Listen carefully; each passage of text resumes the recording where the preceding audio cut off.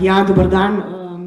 No, hvala za predstavitev. V bistvu jaz sem specialistka patologije na Inštitutu za patologijo medicinske fakultete. Moje predavanje je zelo široko, tako da niti ne bo znanstveno, pa zelo nasplošno vam bom povedala majhen o tem, kaj patologi sploh delamo. V bistvu me zelo veseli, da ste nas povabili, zaradi tega, ker splošna javnost v vsej množici boja raziskav proti raku v bistvu pozabi, da je patolog ključni in neizogibno potreben pri diagnozi in še čem obravnave raka. Brez mikroskopskega pregleda ni diagnoze, ni ostale obravnave. Zdaj, čisto nasplošno, vsi veste, pa definicija ni tako lahka, kot si mislite, da maligne tumorje lahko nasplošno opredelimo kot tumorje, ki ogrozijo življenje. Ni pa to čisto res, zaradi tega, ker tudi benigen tumor na pomembni lokaciji lahko ogrozi življenje. Najpomembnejša lastnost, ki loči maligne tumorje od benignih, je njihova možnost zasevanja. Torej vsi vemo, da lahko zasevajo po limfnih poteh v bezgavke in po krvnih poteh v oddaljene organe. Zdaj, kako razdelimo maligne tumorje? Ne vem, koliko imate predstave, ampak malignih tumorjev je ogromno. Cele knjige, celi boki. Tako da nasplošno jih lahko razdelimo na karcinome, to so maligni tumorji epitelijskega izvora, ki jih je spet številne podvrste, in pa na sarkome. To so maligni tumorji mezenhimskega izvora, spet številne podvrste, naprimer maligen tumor gladke mišice bi bil lejomiosarkom, maligen tumor kosti osteosarkom. Potem imamo pa še nekatere izjeme, ki jih poimenujemo drugače ali pa ne spadajo v te skupine. Vsi poznate hematolimfoidne tumorje, ki jih poimenujemo limfom, levkemija, plazmocitom. Naj vas spomnim na glioblastom, o katerem smo že in boste še slišali, torej maligen tumor osrednjega živčevja, naprimer melanom, maligen tumor melanocitov, mezoteliom, maligen tumor mezotelnih celic, torej celic, ki openjajo pleuralno in abdominalno votlino. Zdaj, kot sem že rekla, upam, da nisem zvenela, da se preveč hvalim, ampak za natančnejšo opredelitev tumorja je nujen mikroskopski pregled tumorja vedno. In tukaj vskočimo mi patologi, torej zdravniški specialisti, ki se ukvarjajo s patologijo. Zdaj, zelo teoretično bi patologijo definiral kot vedo o boleznih. Zdravniki patologi pa se v bistvu ukvarjamo z opredeljevanjem, diagnostiko bolezni, predvsem ampak nikakor ne zgolj na morfološkem nivoju. Skušamo tako raziskovalno kot v praksi ugotoviti nekaj o etiopatogenezi, torej o vzroku in ozadju nastanka tumorjev, nekaj o napovednih dejavnikih.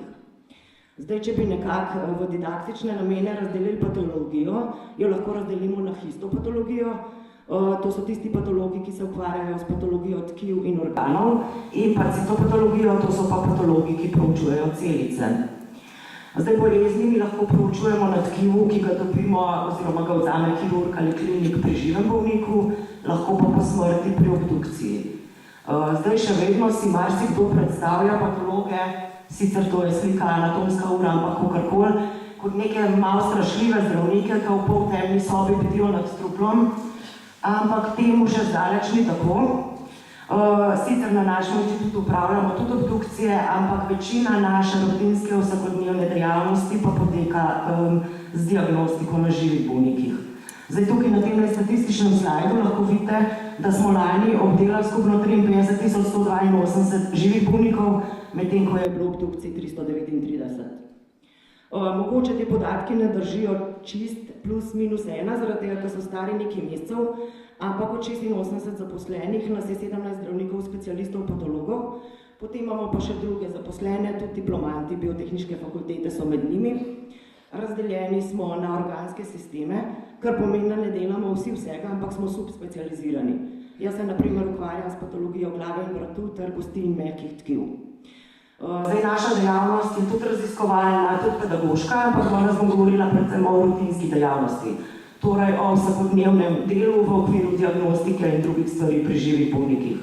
Naša sprednja stran, če vas kaj več zanima, delamo v 3 nadstropjih medicinske fakultete in v enem zaenkrat še ločenem oddelku za molekularno genetiko. Najprej nekaj o preiskavi tkiva, majčkeno o metodah, s katerimi jo naredimo. Torej, to je preiskava, ki jo opravi specialist patolog, histopatološka preiskava. Marsikdo, ki ga vprašam, ne ve, da ne zgleda diagnostika tumorjev ravno tako, da bi kirurg vzel vzorec, potem face-tu, nihče ne ve, kaj se z njim dogaja, da ga dajo v računalnik, pa vam dobijo izvid. No, temu ni tako, v bistvu je kar nekaj dela ozadje za tem. Vzorec najprej sprejmemo, patolog ga pogleda makroskopsko, torej določi vse spremembe, ki so vidne že s prostim očesom, sledi laboratorijska priprava za mikroskopski pregled, ki ga spet upravi specialist patolog, že glede na to lahko izda izvid, včasih pa so potrebne dodatne preiskave. Zdaj na našem inštitutu imamo številne preiskave, jaz sem tukaj naštela samo tiste, ki so ključne za obravnavo malignih tumorjev. Zdaj, večino vzorcev pregledamo pod mikroskopom standardnim histopatološkim pregledom, to je v bistvu pregled s hematoksilnom in eozinom obarvanih vzorcev, ki so bili fiksirani v formalinu in vklopljeni v parafin. Včasih to zadošča, kot sem rekla, včasih so pa potrebna dodatna barvanja in druge preiskave, nekaj o tem bom tudi povedala. Ne vem, če poznate preiskavo za ledeneli rez, tudi o tem bomo nekaj danes spregovorili, tako da si boste predstavljali, kako poteka naš delovnik. Zdaj sprejem poteka v prvi leti medicinske fakultete, pri tem okencu, kurir prinese vzorec, ki ga je vzel kirurg oziroma drug zdravnik druge specialnosti, skupaj z ustrezno izpolnjeno napotnico, kot je rekel kolega. Napotnica je zelo pomembna, zato ker je komunikacija med klinikom in patologom ključna za optimalen izvid. Potem te vzorce vpišemo v naš informacijski sistem, vsak vzorec dobi eno kodo, po kateri ga lahko sledimo v celotnem poteku obravnave, pa tudi kasneje med arhiviranjem. Potem se pa te vzorci preselijo v naše prostore za makroskopski pregled. Takole izgledajo, take na mize, vidimo, da je tudi tukaj monitor, zaradi tega, ker tudi med makroskopskim pregledom mi vpisujemo v računalnik vse, kar z vzorcem delamo.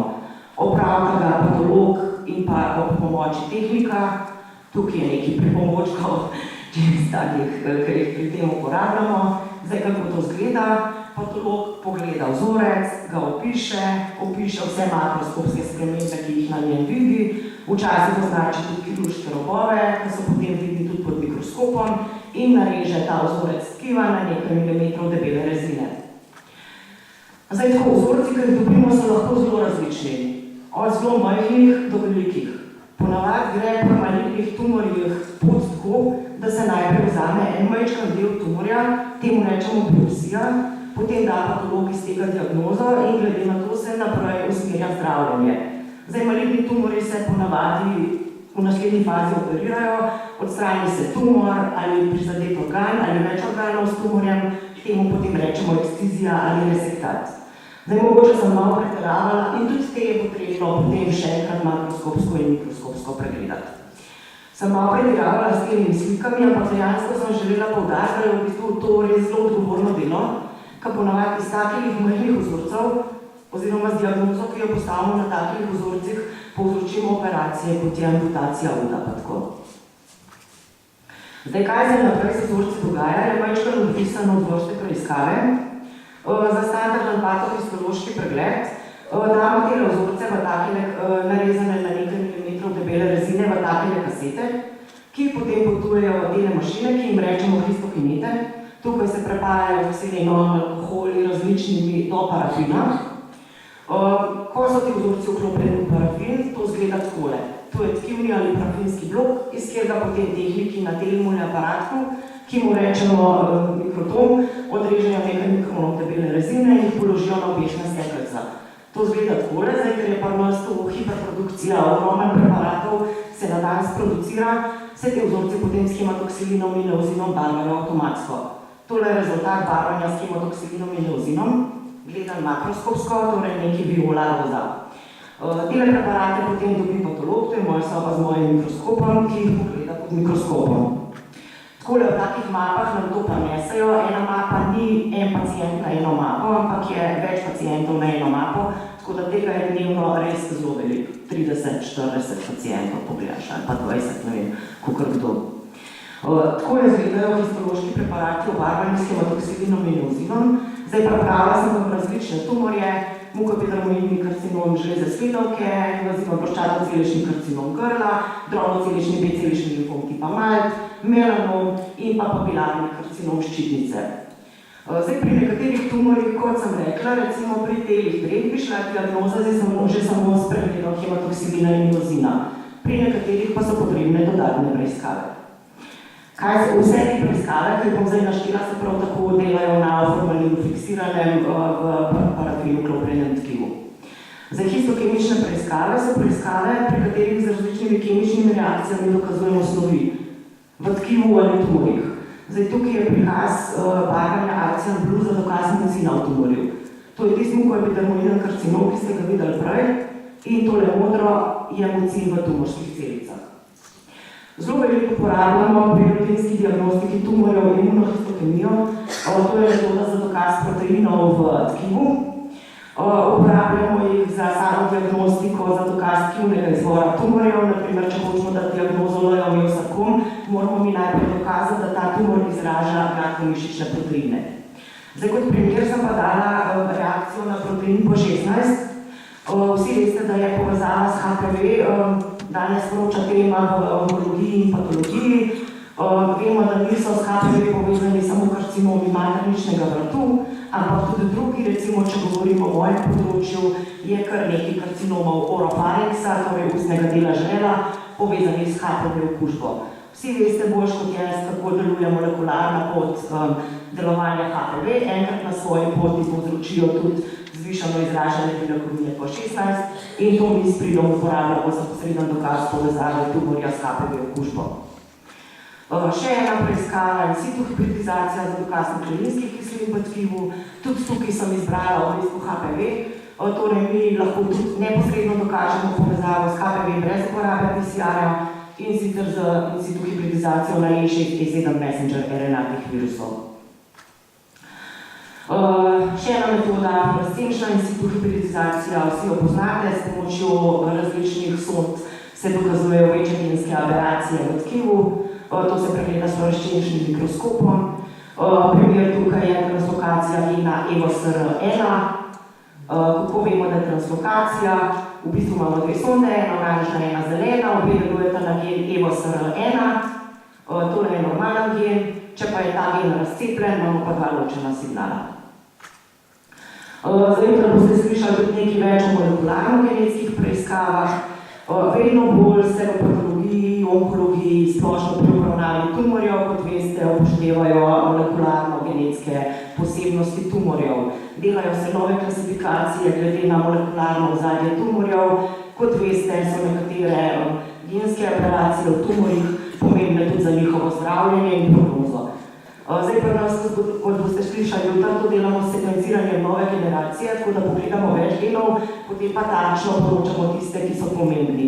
Naprimer, vsi veste, da se v nevroceličnem karcinomu pljuč določa status EGFR, ALK, MET in KRAS. Čisto kot primer. Zato, ker je to pomembno za načrtovanje zdravljenja. Omenila sem zavedeneli res, kaj je to? To je v bistvu urgentna preiskava, ki jo opravljamo med samo operacijo. Tako da v bistvu pacient leži na operacijski mizi v narkozi, kirurg vzame vzorec in ga po hitrem postopku pošlje na patologijo. To moramo mi takoj pogledati in javiti nazaj, zaradi tega, ker oni medtem čakajo s pacientom v narkozi na to, kaj bomo mi rekli. To delamo predvsem takrat, kadar je diagnoza pomembna za sam potek operacije. Naprimer, ocenjujemo kirurške robove. Kirurg odstrani pacientu robove, mi pa povemo, če je noter karcinom. Če karcinoma ni, je tumor odstranjen zdravo, operacijo lahko zaključijo. Če je v robovih še tumor, bojo bolnika še dodatno operirali. Zdaj teh vzorcev ne moramo vklopiti v parafin, ker traja preveč, ampak jih v bistvu zato, da jih lahko razrežemo, zamrznemo.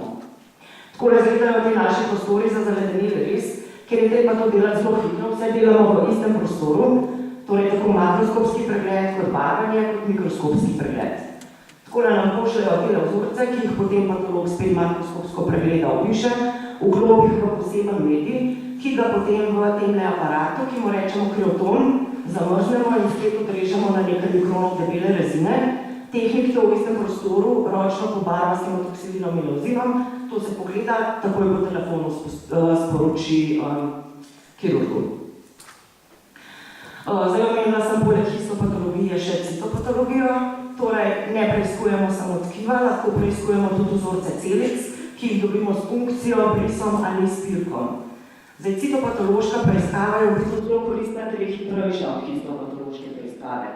Diagnozo imaš lahko zelo hitro, je pa večkrat omejena, zaradi tega, ker gleda samo celice. Tako da nam ne morejo dati informacije o tkivnih odnosih med celicami, odnosih tumorja do drugih tkiv. Tako da zelo pogosto v tej preiskavi potem sledi še histopatološka preiskava.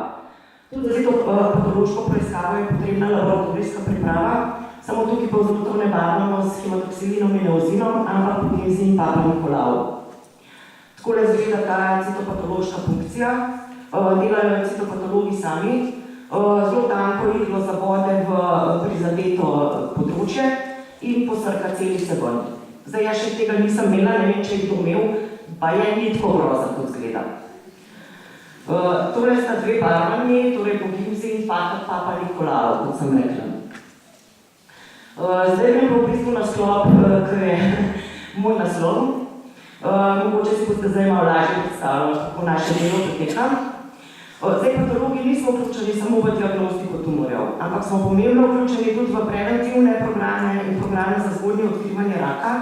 Pri polno razvitih rakih pa tudi ne postavimo zgolj diagnoze, ampak ocenjujemo tudi razširjenost bolezni, ocenjujemo napoved bolezni, naš izvid usmerja načrtovanje zdravljenja in ocenjujemo tudi uspešnost zdravljenja. Ne vem, koliko poznate preventivne programe, ki delujejo v Sloveniji, v katere smo vključeni patologi. To so program ZORA za zgodnje odkrivanje raka materničnega vrtu, mogoče tega najbolj poznate glede na starost. Potem program DORA za zgodnje odkrivanje raka dojke in pa program SWIT za zgodnje odkrivanje karcinomov širokega črevesa in danke. Kot sem rekla, naš ključni, ampak ne edino delo, ki ga opravljamo, je diagnostika. Zdaj, kaj dosti o tem nimam povedati, ker vam ne mislim naštevati vseh vrst tumorjev, ki obstajajo. Torej, patolog mora vedno določiti histološki tip tumorja, šele od tukaj naprej se lahko dela s tumorjem, kar se sploh dela. Kot sem rekla, teh tumorjev je ogromno, tako da patologi smo zelo znani po tem, da veliko odličimo v knjigah. Zelo uporabne so tele klasifikacije Svetovne zdravstvene organizacije oziroma WHO, kjer so zbrani vsi tumorji po organskih sistemih. Ponavadi se patolog sam za mikroskopom ali ob pomoči knjige odloči za diagnozo, zdaj včasih pa je treba vprašati kolege. Tako da dosti konzultiramo med sabo, kakšen tumor pošljemo tudi na konzultacijo v tujino. Rekla sem, da določamo razširjenost bolezni, mogoče se boste s tem srečali, ko boste videli kakšen izvid, kaj takega. Določamo ga po tako imenovani mednarodni TNM klasifikaciji, tako da točkujemo 3 postavke. In sicer postavko T oziroma tumor, glede na razširjenost primarnega tumorja, postavko N oziroma nodus, glede na prisotnost zasevkov v teskavke in postavko M, glede na prisotnost zasevkov v oddaljene organe. Tako razgleda ta zapis TNM stadija, po tele črki pa vemo, da ga je določil patolog. X pa pomeni, če za kakšno postavko nimamo informacije. Mogoče boste v kakšnem izvidu videli, da obstajajo za nekatere organe tudi drugi sistemi, ampak tale je najbolj razširjen. Ni najboljši slajd, pa samo en primer iz tiste WHO knjige, kako izgledajo tele tabelce, s katerimi si mi pomagamo pri določanju TNM statusa. Rekla sem, da ocenjujejo tudi napoved in pa sodelujemo pri izboru zdravljenja. Zdaj nekaj o napovedi tumorjev lahko zvemo že iz same diagnoze in razširjenosti bolezni in se glede na to tudi odločamo za zdravljenje. Vendar pa patologi določamo še nekatere druge lastnosti tumorjev, ki vplivajo na njihov potek ali določajo odzivnost na zdravljenje. Vedno določimo za vsak tumor, oziroma za večino tumorjev, določamo stopnjo diferenciacije in tumorski gratus. Kaj to pomeni? To pomeni, koliko je tumor pod mikroskopom podoben izvornemu tkivu, oziroma koliko je tumor grd pod mikroskopom. Koliko so celice različno oblikovane, koliko je tumor metodsko aktiven. Za različne tumorje imamo različne sisteme gradiranja. Tukaj je primer prostatoceličnega karcinoma ustne votline, od lepšega, torej gradus 1, proti grdemu oziroma gradus 3. Na splošno velja, da imajo tumori, ki so slabše diferencirani oziroma imajo višji gradus, da imajo slabšo prognozo. Samo ni pa vedno tako. Kaj še vedno določimo? Vedno pogledamo, če tumor udira v limfne ali v krvne žile. Zakaj je to pomembno? Temu rečemo limfangioza in vaskularna invazija. V bistvu to je pomemben prognostični dejavnik, ker nam nekako pove, da je verjetnost, da bo tumor zaseval večja, če je tole prisotno. Potem iščemo tudi, da se maligen tumor širi v živcih. Tudi to je pomemben prognostični dejavnik, zaradi tega, ker nam predvsem napoveduje večjo verjetnost lokalnih recidivov. Tako izgleda tudi to pod mikroskopom, ne vem, koliko ste imeli histologije, poznate, tole je živec in tole je maligen tumor, ki raste tik ob živcu. Zdaj, poleg tega pa določamo tudi nekatere molekularne značilnosti, ki so pomembna informacija klinikom o prognozi in o tem, kako lahko zdravijo bolnika naprej. To določamo z metodami, ki smo jih že slišali. Zdaj, tukaj sem spet navedla HPV. Zakaj? Zaradi tega, ker v mojem področju, torej glava, vrat, oropharynx, nam to, da je tumor povezan s HPV okužbo, ne da samo informacijo o tem, kako je tumor nastal, ampak imajo te tumori dejansko tudi boljšo prognozo. Veliko smo slišali že o PDL1 danes. Izražanje PDL1 določamo patologi za imunohistokemijo in sicer ocenimo procent pozitivnih tumorskih celic. Zadnji primer je pa primer za raka dojke. Na rakih dojke se rutinsko določa, ali izražajo hormonske receptorje, torej estrogenske in progesteronske receptorje, zaradi tega, ker ženske, ki imajo te receptorje, so kandidatke oziroma bodo lahko zdravljene s hormonskim zdravljenjem. Potem se pa določa še status gena HER2 z imunohistokemijo in pa slovenčno in situ hibridizacijo. To nam pa pove, če je HER2 pomnožen, kot vidimo tukaj številni roda signali, je v bistvu pacientka kandidatka za zdravljenje s herceptinom.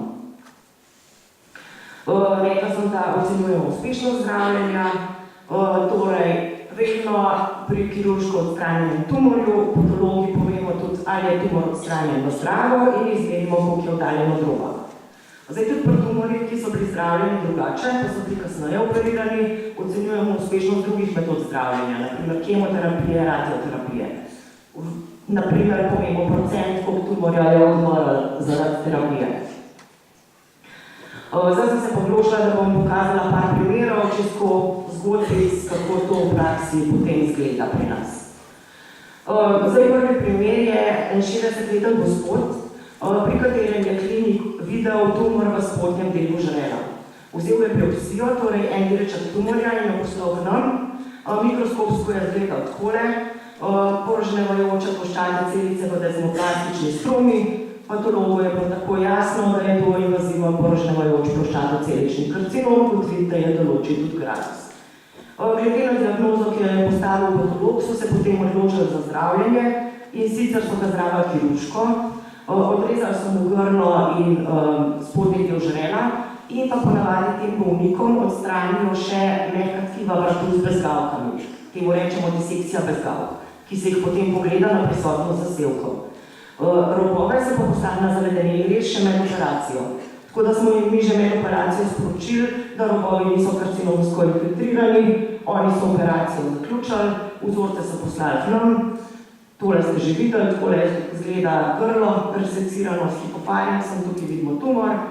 In takole izgledajo mehka tkiva bezgavk, razpeta na pluti, mehka tkiva vratu razpeta na pluti, pri makroskopskem pregledu, potem patolog iz teh tkiv izolira vse bezgavke, velikih je lahko tudi do 100 in vsak posebej pogleda pod mikroskopom, če so noter zasevki. Zdaj celka izgleda, da ne bom brala, diagnoza je bila enaka, vidite pa, da je patolog tumor še izmeril, pogledal je, če ima limfangiozo pa vaskularno in perinevralno invazijo, poročal je kirurške robove, poročal je status bezgavk in določil PTNM stadij. Zdaj v bistvu patolog našel v eni izmed 30 bezgavk zasevek, ki je preraščal kapsulo bezgavke. To je bila pomembna informacija za klinike, zaradi tega, ker so se odločili, da bodo glede na ta izvid bolnika še obsevali dodatno v operaciji. Naslednji primer, 50-letni moški, spet otorinolaringolog, opazil, da ima gospod tumor na levi palatinalni tonzili oziroma na levem mandlju. Tumor se mu je zdaj osumljiv, spet je vzel biopsijo, ki je izgledala takole histološko. Jasno karcinom, grejen iz nekih bazaloidnih celic, že sama lokacija in takle izgled tumorja v bistvu napelje patologa na idejo, da je ta tumor morda povezan s HPV okužbo. Patolog je naročil imunohistokemijo in situ hibridizacijo, rjava reakcija pomeni pozitivno, torej je potrdil povezavo s HPV okužbo. Diagnoza je bila zato takale, spet glede na to diagnozo so se odločili za zdravljenje, ki je bilo kirurško, spet odstranili samo mandl in pa spet vratne bezgavke. Zdaj še enkrat ne bom šla čez tisti krog makroskopskih slik, zadošč, če ste ene videli. Naslednji primer, 15-letni fant s tumorjem v steklenici. Na rentgenu so mu, ne vem, mislim, da je imel patološki zlom, tako da ga je začela kar naenkrat noga boleti, so slika nogo, so ugotovili, da ima en ogromen tumor v steklenici, vzeli so majčkeno biopsijo tumorja, pod mikroskopom smo videli take pretenaste, polimorfne celice, kar pomeni, da so različno oblikovane, metodsko aktivne, ki so žariščno izločale eno tako snov, to je v bistvu nezrela pastnina ali osteoid. Patolog je naredil še dodatna barvanja, torej barvanje na SALB2, ki je marker kostne diferenciacije. Diagnoza je bila osteosarkom. Zdaj ne bom vas morila s podstipi osteosarkoma. In določil tudi gradus. Zdaj, kako take bolnike zdravijo, ponavadi pred operacijo še zdravijo s kemoterapijo. Tako da ta fant je najprej dobil kemoterapijo, potem je bil pa operiran. Spet je prišel tale njegov vzorec k nam. To je v bistvu svež vzorec proksimalnega dela steklenice s koljčnim sklepom. Patolog, ne vem, sem pa jaz sem kolega, je tole kostna žaga na tanke rezine, vse tole pisano, kar vidite tule, je tumor. In potem iz njih vzel vzorce, ki jih je pogledal pod mikroskopom. Zdaj ne vem, koliko ste se zapomnili, kako je prej tumor izgledal, ampak v bistvu je zdaj mikroskopska slika drugačna. Vidimo obrise mrtvih tumorskih celic, vidimo neko stanje osteoida, vidimo neko vezivo, ostale kosti in samo tukaj nekaj živega tumorja. To je v bistvu odziv na kemoterapijo. Torej, ta fant je imel srečo, tumor ponavadi gre to dobro pri osteosarkomih, tumor je lepo reagiral na kemoterapijo, vidimo v izvidu, v bistvu je bilo 98% tumorja arkalnega, torej odmrlega. Dobra novica. Vse, kar je nad 95% je dobra novica. Naslednji primer, še en mlad fant s tumorjem v desni golenici, spet verjetno naključno odkritem na rentgenu, ali kaj se z njim dogajali, se ne spomnim. Mikroskopsko je izgledal takole. To je kost normalna in to so drobne tumorske celice, ki infiltrirajo to kostnino. Naredili smo ogromno imunohistokemičnih, nisem več, imunohistokemičnih preiskav. Kažem samo tole, to je preiskava na protein CD99, ki je značilna in pa specifična za Ewingov sarkom. To je pač ena vrsta sarkoma kostnega, ki se pojavlja predvsem pri mladih, na splošno povedano. Vendar to ni zadost za diagnozo. Patolog je odredil še preiskavo FISH, ki je pokazala, to že znate odčitati, translokacijo gena EVSR1. Diagnoza je bila torej Ewingov sarkom, spet so tega fanta zdravili s predoperativno kemoterapijo in na to so mu naredili spet kirurško zdravljenje. Zdaj mislim, da je te tumori ponavadi zelo dobro odreagirajo na kemoterapijo. Tako da to sploh ni slaba novica, da imaš Ewingov sarkom. Če že moraš imeti nekaj, v bistvu mislim, da ta tumor v 100% reagiral na kemoterapijo. Naslednji primer, 70-letna ženska s tumorjem v desnem zgornjem pljučnem režnju, spet biopsija, ki je pokazala maligne žleze v desmoplastični slomi, specialni barvanji malce blue, tole modro, kot sem prej pokazala, je patolog dokazal produkcijo mucina, torej eksploziva nekaterih izmed teh celic, in tole rjavo je pozitivna reakcija na protein TTF1, ki je dosti značilna za ta tumor, in sicer diagnoza je bila adenokarcinom pljuč. To bolnico mislim, da so operirali, vedno pa jih zanimajo tudi dodatne možnosti zdravljenja. Zdaj, imunohistokemija na PDL1, ki že vemo, biomarker česa je bila negativna. S sekvenciranjem nove generacije pa so v bistvu ugotovili, da ima ta bolnica mutacijo gena EGFR1, kar pomeni, da je bila kandidatka za potencialno zdravljenje z uporabo zaviralcev tirozinskih kinaz. Še zadnji primer je pa iz področja preventive oziroma programov za zgodnje odkrivanje. To je bila ena mlajša ženska, ki je prišla na rutinski bris. Mislim, sicer nekaj časa se mi zdi, da ni hodila, no?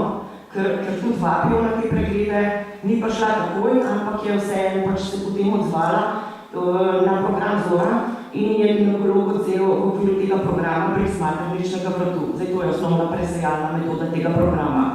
To je bilo poslano citopatologu, slika je takale. To so normalne celice materničnega vrtu, tukaj pa vidimo neke celice, s katerimi ni v redu. Imajo povečana, temnejša jedra in zelo malo citoplazme.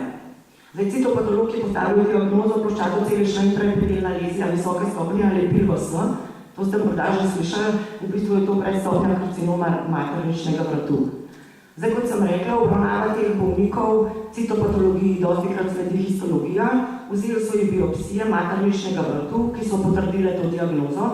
Zdaj, na tole se ne ozirati, to je samo še en izraz za tole, ampak pač patologi tako formuliramo izvid. Torej, z biopsijo so potrdili diagnozo in glede na to diagnozo so se odločili za zdravljenje in sicer so jim naredili tako imenovano konizacijo, torej odrezali so ji maternični vrat oziroma porcijo materničnega vratu. Makroskopsko ti vzorci izgledajo tako. Diagnoza iz tega vzorca je bila enaka, z eno dobro dodatno novico, da je sprememba odstranjena v celoti. Torej je bila ta gospodična oziroma gospa v bistvu zdravljena, samo majčkeno bolj redne kontrole bo imela. Zdaj, če ne bi prišla na preventivni program, bi se to lahko slabše končalo. To je to iz moje strani.